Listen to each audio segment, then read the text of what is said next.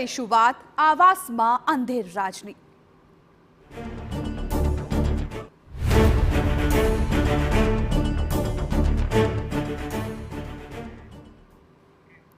રાજ્યમાં અંધેર વહીવટનો સૌથી મોટો નમૂનો સામે આવ્યો છે।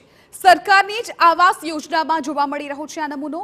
વટવામાં 15 વર્ષ અગાઉ 180 કરોડના ખર્ચે બનેલા આવાસો કોઈને ફાળવાયા જ નહીં અને આખરે તેને તોડી પાડવાનો વારો આવ્યો।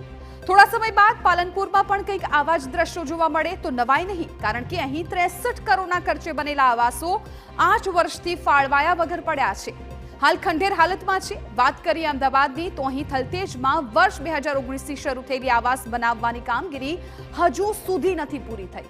અનેક લાભાર્થીઓના 3 લાખ રૂપિયા અટવાઈ પડ્યા છે। આ તરફ મકરબામાં બનેલા પ્રધાનમંત્રી આવાસ યોજનાની સ્થિતિ પણ કંઈક આવી જ છે।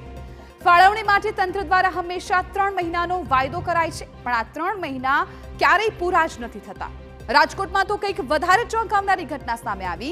અહીં 2 વર્ષ પહેલા આવાસોનું લોકાર્પણ કરાઈ ચૂક્યું હોવા છતાં લાભાર્થીઓ આવાસ માટે તરસી રહ્યા છે।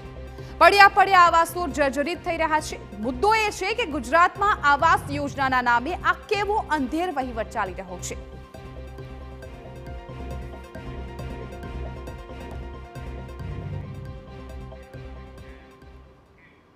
તો આ તરફ